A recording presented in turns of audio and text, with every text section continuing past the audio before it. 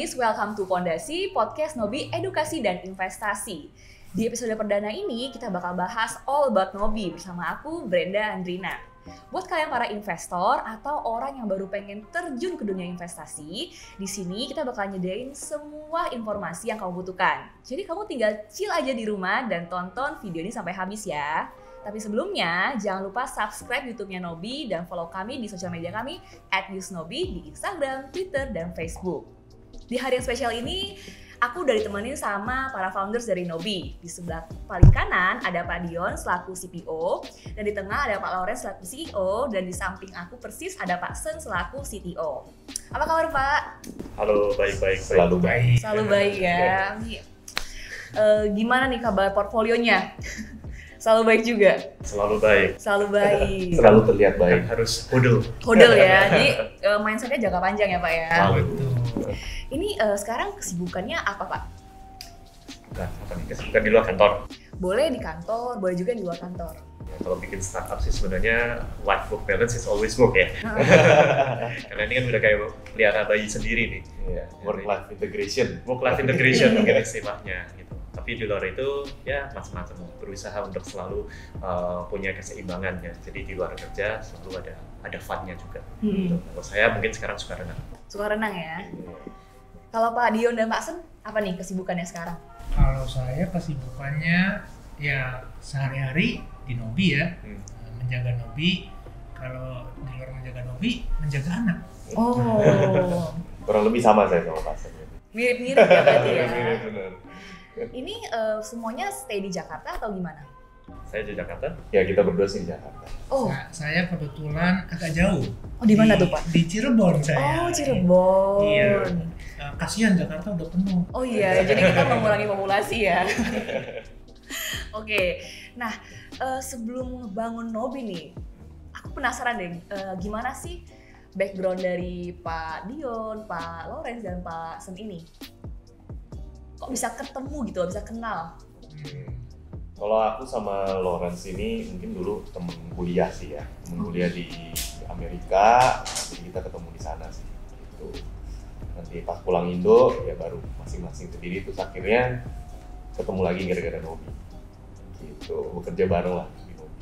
Kalau saya kayaknya ketemu kita 2010 ya. Saya ketemu dengan Pak Lawrence dulu nih. Baru kemudian ketemu dengan Ya, Pak Dion. jadi dulu dari Lawrence dikenalin lah. Oh, Iya. oke. Apakah ada pengalaman unik yang berkaitan dengan kripto sampai sekarang tuh milih industri kripto gitu loh? Boleh dong di-sharing? Unik. Iya, pengalaman Unik ya. personal gitu. Kalau saya yang unik mungkin ya Pak Lawrence inilah yang pertama kali memperkenalkan saya ke dunia kripto gitu. Tadinya saya pikir kripto itu adalah aset investasi ya, salah satu bentuk investasi gitu, seperti saham gitu lah ya. Gitu. Tapi ternyata di balik itu ada teknologinya, ada blockchain segala macam yang terus berkembang ya sampai sejauh ini gitu. Nah karena saya emang backgroundnya orang tech gitu ya, jadi sebetulnya saya tertarik bangetnya tuh sama teknologinya. Oke, karena memang sesuai dengan backgroundnya ya. Iya, gitu. Di balik apa namanya, memang ada sisi investasinya, tapi teknologinya juga sangat menarik. Kalau aku dari temen ngajak mining ETH pertama kali di situ. Itu tahun berapa Pak? 2017. 2017. Iya, 2017 itu pertama kali tahu. Pertama diajak cuma iseng-iseng kan, mau nggak nih Ethereum ya, crypto gitu mining. Ya saat itu memang murah ya, definisi murah tuh maksudnya alat miningnya masih murah. Gitu. Saat itu belum ngetren banget gitu. Nah ya udah, kita coba dari situ, udah baru dia terjun trading. Mulanya awalnya pasti mulai dari trading. Berarti pas lagi buruan-buruannya ya waktu Yes, itu ya? buluran ya bener. Jadi sempat beli all time high, itu Dijual nggak Pak waktu itu? ada yang dijual ada yang enggak. Oh, oke, Untungnya oke. gitu. Mungkin tapi kalau Pala mungkin yang lebih seru lah ceritanya. Oh, gimana tuh, gimana? Udah 2017 tuh sudah 5 tahun ya kalau ini. Iya, udah 5 tahun. Iya, Kalau saya sebenarnya lebih awal lagi, dulu 2011. Pertama kali dengar Bitcoin, ngerti Bitcoin itu 2011. Tapi waktu itu beda tuh, 2011 tuh dulu Bitcoin bukan aset investasi. Orang juga ngelihatnya tuh bukan kayak sesuatu yang wah ini masa depan gitu. Mungkin buat saya dulu waktu itu tertariknya mungkin sama kayak Pak Sen, teknologinya gitu, backgroundnya kita soalnya mirip, kita komputer kan, computer science, programmer, teknologi lah gitu ya. Dan buat saya ini kayak wah keren banget nih kayak gini, uang yang terdesentralisasi, gak ada yang bisa kontrol, jumlahnya terbatas, digital gold waktu itu orang bilangnya, itu menarik nih gitu. Tapi apakah akan menjadi sama seperti sekarang, sampai seperti sekarang ini ya tidak terbayangkan gitu. Cuma dulu menarik gitu. Jadi dulu awalnya saya mining juga sama seperti Pak Dion juga gitu. Dulu saya mining Bitcoin. Ethereum belum ada soalnya waktu itu. Benar-benar cuma mining Bitcoin aja. Nah, itu yang ya kisahnya dulu awal-awal di situ lah. Terus trading, terus nyoba-nyoba segala macam lah jenis-jenis gitu sampai sekarang. Oke, Pak Lawan ini sebagai CEO Nobi, kenapa sih milih terjun ke industri kripto? Kan kalau kita lihat sebenarnya kripto ini kan segmented ya, nggak semua orang sepakat kalau kripto ini punya potensi masa depan. Kenapa nggak misalkan terjun ke F&B aja yang lebih banyak peminatnya? Kalau F&B kayaknya udah banyak deh yang masuk ke situ juga ya gitu. Jadi mungkin satu kita ngeliat potensinya, ya kan. Dan dari potensinya ini kan ada potensi yang besar. Jadi kita ngerasa kalau kita dari saya dan para founders lainnya ini kita ngerasa kalau ini potensinya besar, ya gitu. Nah dari potensi ini timbul apa? Yang kita lihat adalah impact. Impactnya apa ini? Dan kita lihat kalau kripto ini memang benar masa depan gitu. Kita bertiga sih percaya ini masa depan. Tapi benar, mungkin ada orang-orang yang nggak percaya gitu. Tapi kita percaya kalau ini tuh masa depan gitu. It's a question of when aja. Ya. Nah kalau ini question of when, jadi sebenarnya kita harus benar-benar bikin sesuatu yang membuat semua orang ini kenal yang kripto dengan mudah. Ya. Nah jadi itu yang kenapa kita akhirnya terjun ke kripto ini ya, karena kita ngerasa kalau barang bagus banget sebenarnya. Sayang kalau misalnya ya karena kita di Indonesia ya gitu, kita sayang kalau misalnya orang Indonesia katakanlah tertinggal lagi ya gitu.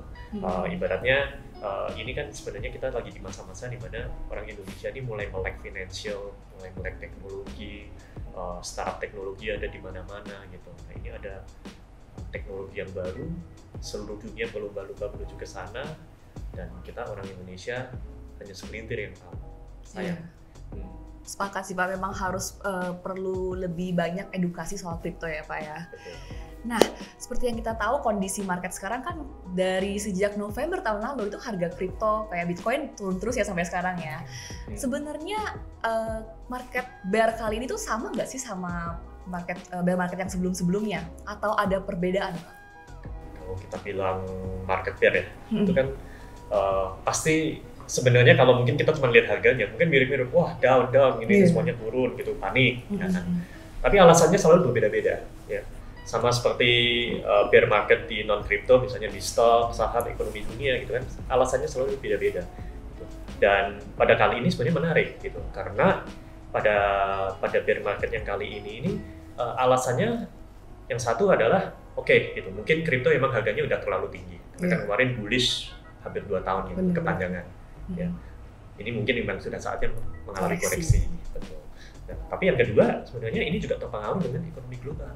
Karena kalau ekonomi global memang lagi turun ya semua akan kena, komoditas apalagi. Nah di Indonesia aset kripto adalah komoditas, jadi memang ya ini kena impact.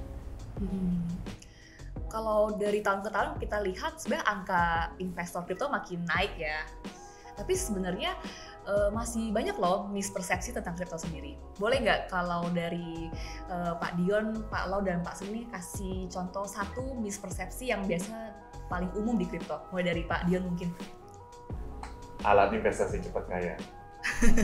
Iya itu sering banget sih kita dengar kripto pokoknya cepat kaya gitu ya. Trading kripto itu lebih mudah daripada trading saham. Iya. Karena mungkin kalau lagi buran semuanya lagi jadi kayak pinter gitu loh, milih koin apa naik gitu kan. Semua jadi kelihatan jagoan. Pas bear market baru kelihatan sebenarnya susahnya gimana. Dari Pak Sen? Kalau dari saya mungkin ini ya, banyak yang bilang kripto itu tidak ada fundamentalnya, tidak ada dasarnya. Sebetulnya ada, cuma tidak banyak yang tahu dan belum banyak risetnya bagaimana untuk mengukur fundamental. Karena mungkin belum paham teknologinya ya. Betul, karena sebuah industri yang baru, sebuah hal yang baru gitu ya. Bener. Nah, Pak Lau, kan mungkin yang nonton video kali ini banyak yang belum kenal sama Nobi ya. Boleh dong diceritain sebenarnya Nobi itu apa sih?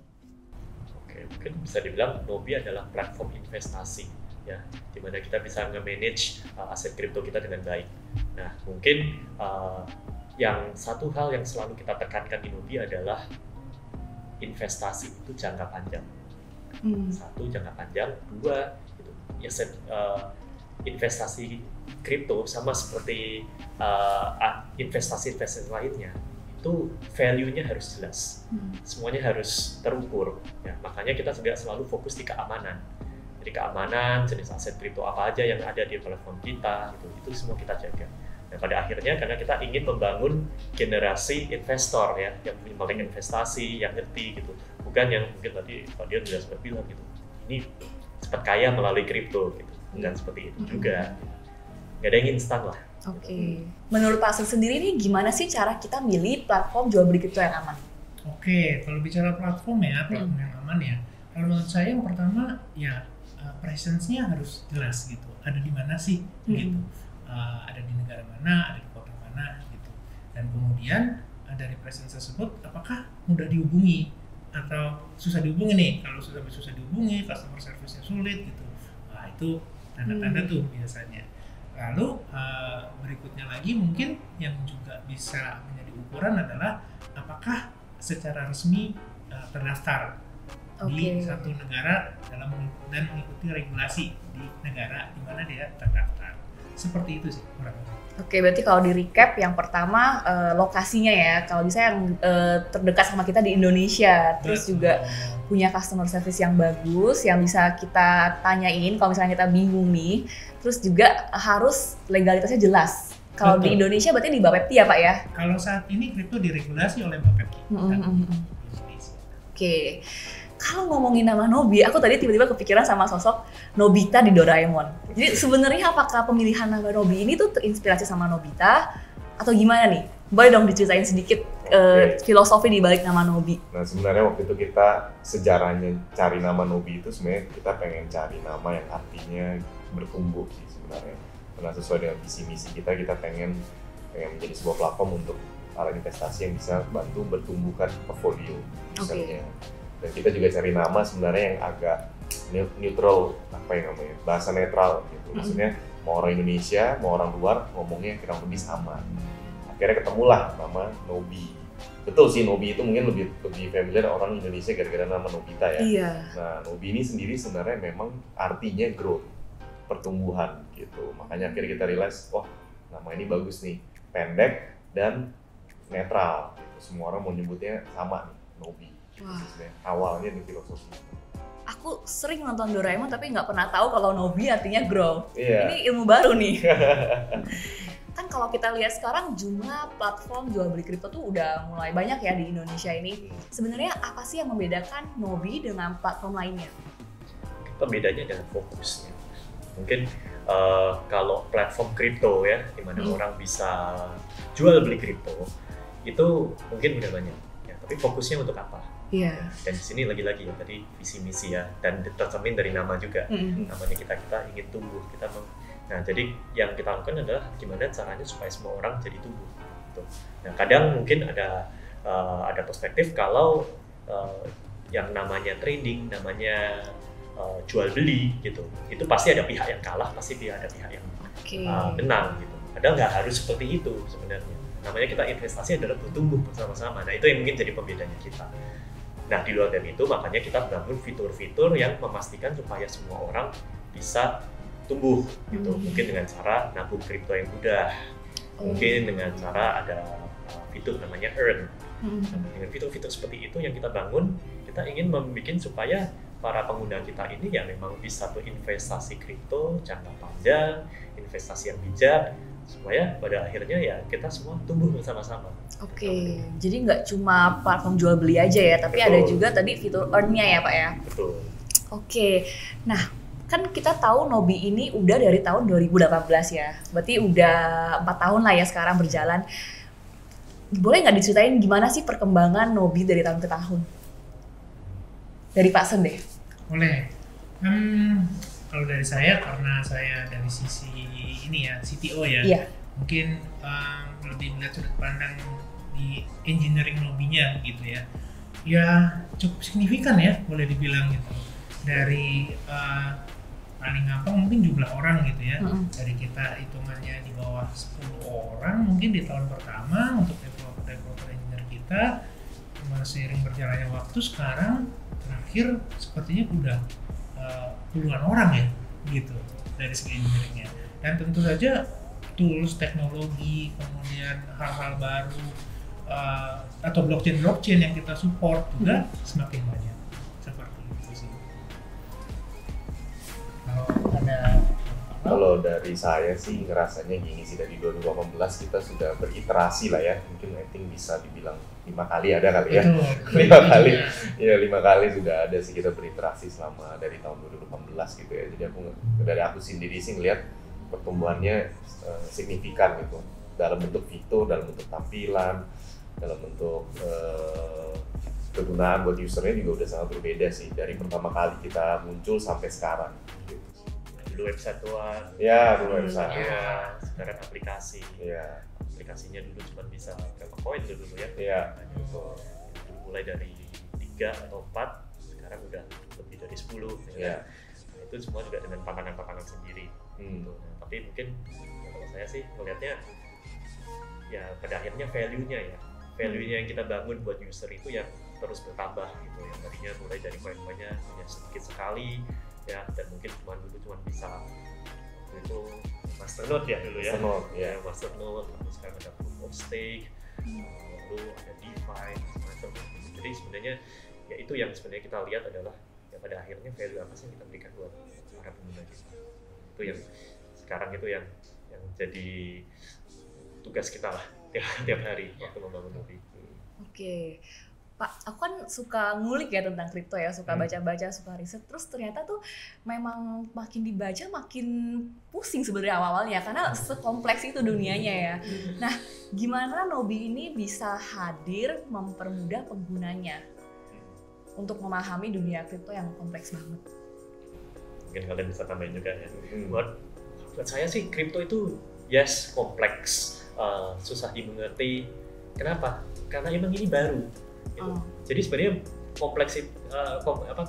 bukan kripto ini makhluk ajaib yang sangat susah yang cuman orang-orang pintar yang bisa gitu. Tapi lebih karena kripto itu beda, bener-bener berbeda gitu. Nah, mungkin saya suka lihatnya tuh selalu kayak bayangin sekarang kalau kita lihat sama yang konsep namanya email, chatting pakai WA gitu, itu kan semuanya sangat mudah ya, orang nggak pernah pakai pun juga bisa gitu kan. Smartphone juga sama gitu. Anak saya kecil gitu cabai rawit udah pakai smartphone, udah gayanya nggak bisa baca tapi pakai smartphone udah ngerti ya kan, karena udah mudah sekali ya, karena udah terbiasa ya. Udah terbiasa gitu. Sementara kalau kita tarik dulu waktu internet mulai ada tuh di Indonesia tahun 2000-an lah gitu ya, dulu yang pakai siapa? Cuman orang cuma pakai internet hanya untuk kalau perusahaan gede banget yang udah harus pakai email karena keluar negeri, atau buat main game.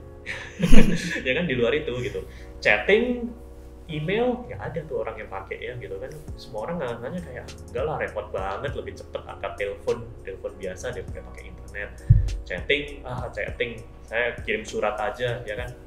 Email juga sama kan, kirim surat aja gitu. Jadi kayak benar-benar waktu itu ngerasanya internet itu bikin ribet, kompleks ya. Kalau sekarang kebalikannya ya, mungkin sekarang sama juga ya, karena juga kripto dengan segala aplikasinya, penerapannya gitu, itu semuanya ya mungkin orang belum terbiasa aja gitu. Dan memang ya of course mungkin dari segi flow penggunaan, penjelasan ya itu juga perlu banyak improvement lah yang terus ya, yang terus harus kita bantu gitu supaya semua orang jadi ngerti. Tapi ya itu hanya butuh waktu saja untuk mengenal. Kalau sedikit menambahkan dari Pak Lawrence ya, dia kan bicara tentang kripto sulit dipahami. Berarti itu salah satu kaitannya dengan adopsi, gitu ya. Menurut saya yang juga menghalangi adanya adopsi ini adalah edukasi. Jadi memang ada banyak hal yang seharusnya kripto atau orang-orang kripto itu lakukan, justru mengedukasi bagaimana membuat bahasa-bahasa kriptonya itu gitu dipahami justru oleh khalayak umum. Nah, memang ya di sini yang menarik adalah kripto itu kan diciptakannya oleh orang-orang yang profesor gitu ya. Ya kadang-kadang memang bahasanya sulit dipahami oleh orang awam. Gitu. Jadi sisi edukasi lah itu juga salah satu yang akan bisa mempercepat daripada adopsi. Oke. Berarti perlu dari sisi edukasi pengetahuan secara general tentang kripto, sama mungkin platform-platform itu harus bikin tampilan yang mudah dimengerti. Karena kan orang kadang bingung kan pas buka platform, wah ini banyak koin nih, bingung nih gimana nih. Iya, gimana cara belinya, cara jualnya. Mungkin masih banyak orang yang nggak ngerti kayak buy limit atau market order gitu. Jadi mungkin memang harus tampilan UI UX yang simple, yang bisa bikin orang-orang lebih pengen belajar tentang kripto. Nah, kalau kita melihat kondisi global ekonomi sekarang ya, kan banyak banget startup yang non-kripto ataupun yang kripto yang sekarang memang lagi cut off karyawannya karena krisis tadi. Ini tuh sebenarnya ngaruh nggak sih kalau di Nobi sendiri gimana? Ngaruh nggak ya? Nggak ngaruh sih kalau buat kita. Nggak ngaruh kalau buat kita. Mungkin menarik gitu, soalnya kan kita sekarang lagi dalam fase pertumbuhan ya. Dimana kemarin kemarin kita raise funding, dan kita pun juga secara tim juga growing terus ya, dan kita sekarang masih keep growing aja. Kita mencari orang-orang talent terbaik di negeri yang bisa membantu kita untuk mewujudkan visi kita gitu. Jadi kalau ditanya apakah ini impact kita, enggak sih, enggak impact kita secara langsung gitu. Mungkin yang lebih impact adalah ya mungkin dengan saat ini mungkin orang suka bilang lagi bear market lah, lagi crypto winter lah, atau mungkin harga lagi fluktuatif gitu, ketidakpastian gitu. Mungkin itu yang akan bikin orang jadi takut-takut. Tapi sebenarnya itu kan itu di luar kita ya, dan dari kita sih kita cuma bilang ya kalau mau investasi kenapa nunggu ya kan. Justru sekarang ini masa-masa yang menarik untuk masuk. Jadi dari krisis tadi lebih impact ke perilaku konsumen ya, perilaku investor. Nah, kalau dari perusahaan aman ya Pak ya? Aman. Nah, kalau misalkan ada pengguna baru nih yang belum familiar dengan Nobi, dari Pak Lauren sendiri pengen merekomendasikan fitur apa sih di Nobi? Mungkin paling simple ya, itu paling simple adalah beli Bitcoin ya, beli Bitcoin, dan kita di sini berusaha membuat pengalamannya tuh semudah-mudahnya ya, mulai dari daftarnya cepat, terus kemudian verifikasi identitas pun juga cepat. Kita juga memastikan kalau orang itu jika semuanya datanya lengkap itu kita bisa verify kurang dari 5 menit ya gitu, dan hal-hal seperti itu yang kita bangun supaya orang-orang itu kalau mau berinvestasi kripto itu nggak perlu pusing-pusing gitu, dan nggak lama nunggunya semuanya gitu kan. Nah, beli Bitcoin itu mungkin saya rekomendasikan kenapa gitu, karena ya itu yang kripto nomor 1 dunia sekarang, dan itu juga yang paling mudah gitu. Beli Bitcoin bisa mulai kurang dari Rp100.000 bisa. Nah, terus habis itu dia juga bisa masukkan ke earn, dimana di fitur earn kita ini dia juga bisa terus mendapatkan hasil rewardnya, earn rewardnya itu. Nah itu jadi ibaratnya kayak hodl ya, atau hold berinvestasi, hold Bitcoin the smart way di Nobi. Itu fitur yang harusnya sih sudah sangat sederhana sekali, semua orang bisa, nggak perlu ngerti istilah-istilah macam-macam, orang bisa langsung pakai. By the way teman-teman, tahu nggak Nobi ini baru aja menangin penghargaan Best Innovative Trading Platform 2022 dari dunia fintech. Bener ya Pak ya? Bener. Itu sebenarnya lucu ya gitu. Kan itu best inovatif kan gitu. Mungkin kalau dibilang best inovatif itu kita sebenarnya nggak ngejar sebenarnya ya, kita nggak ngejar untuk bisa menang penghargaan ini, penghargaan itu, karena kan fokus kita kan sebenarnya ke pengguna kita ya gitu. Gimana caranya supaya pengguna kita nih happy dengan layanan kita gitu. Nah tapi ternyata dengan kita berfokus kepada pengguna, justru kita malah dibilang inovatif gitu.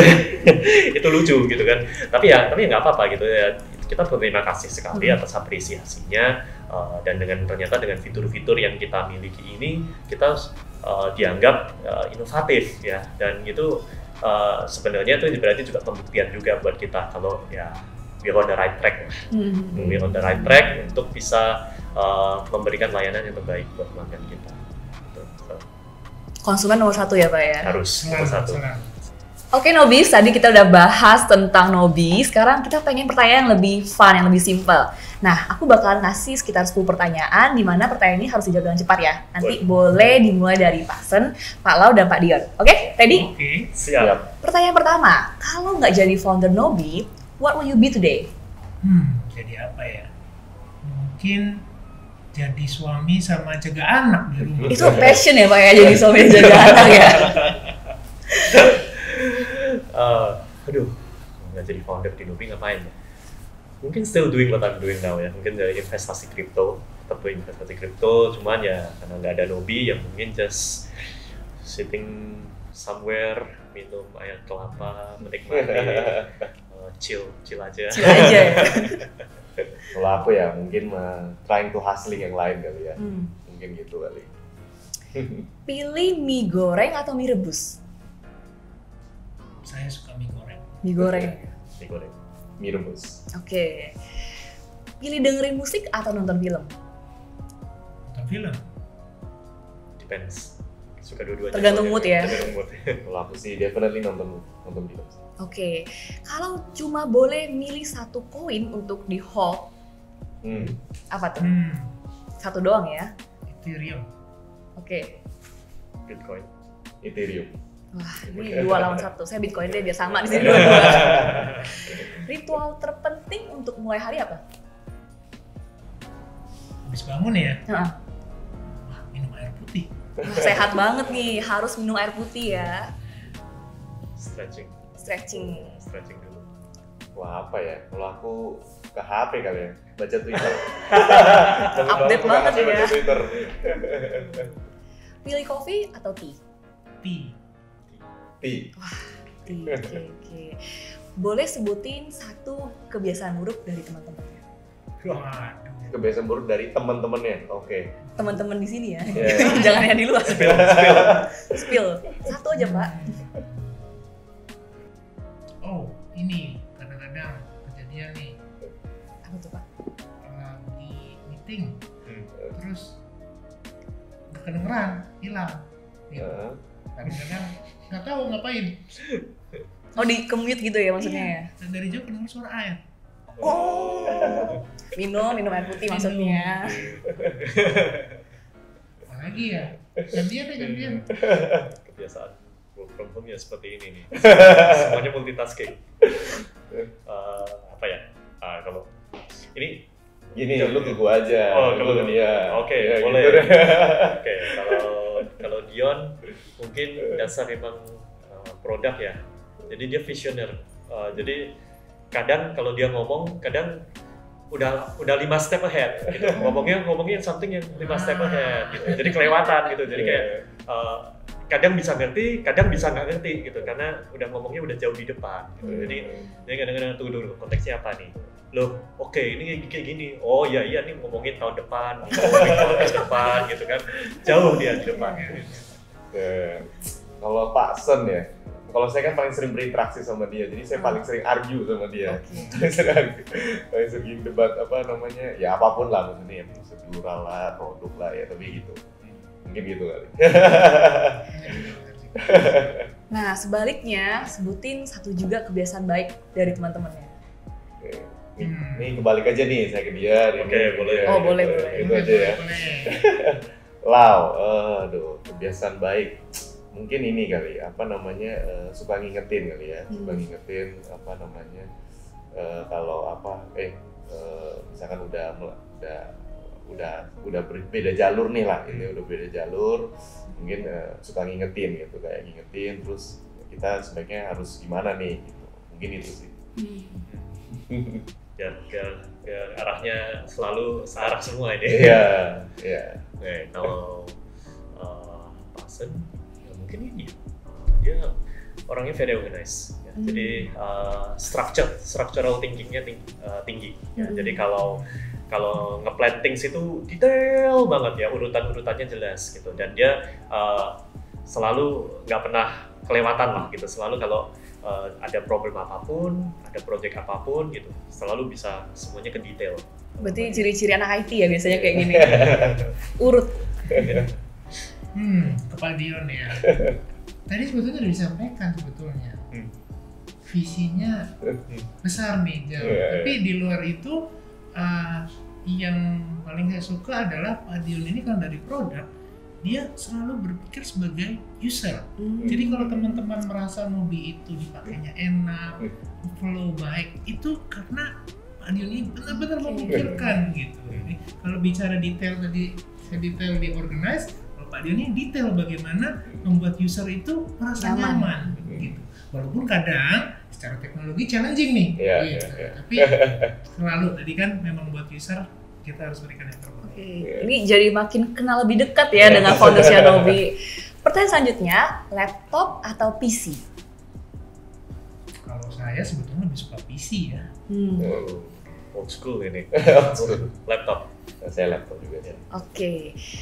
Salah satu role model dalam hidup siapa? Kalau saya dari dulu Bill Gates. Bill Gates ya. Ya, foundernya Microsoft. Apa yang paling disuka? Apa ya? Sama interestnya kali ya.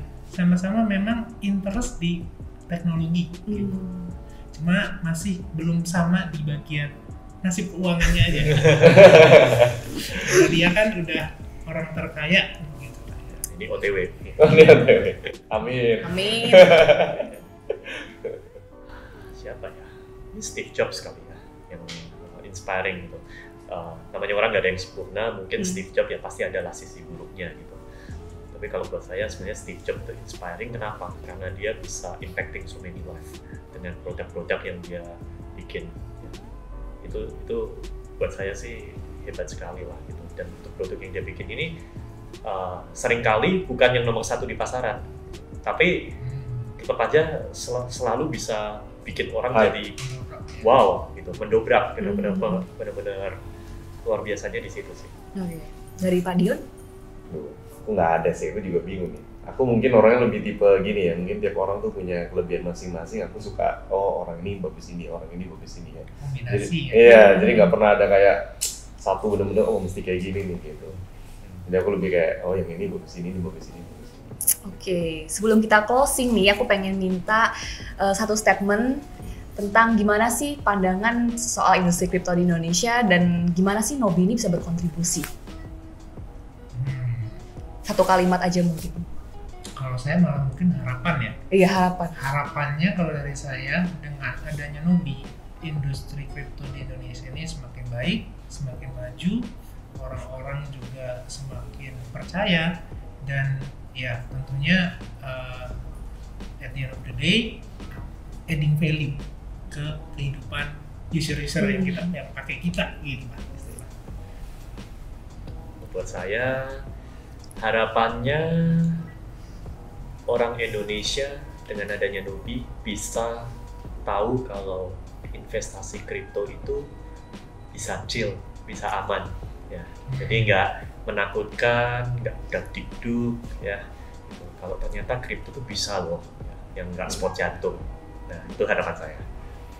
Kalau aku kan yang kebetulan di produk gitu, kalau aku sih bener-bener pengen harapannya adalah user Nobi itu bener-bener mendapat keuntungan secara finansial sih gitu. Itu yang aku harapin. Maksudnya gimana juga karena kita sebuah fintech gitu ya. Aku mengharapkan ya user-user kita tuh benar-benar mendapatkan financial gain gitu sih. Wah, seru banget ya Nobis. Dengan chill aja di rumah udah dapat banyak banget informasi yang menarik. Thank you so much buat Bapak Dion, Pak Lau, dan Pak Sen udah datang jauh-jauh ke sini. Semoga kita tetap bisa ngobrol-ngobrol kayak gini ya. Selalu. Thank you.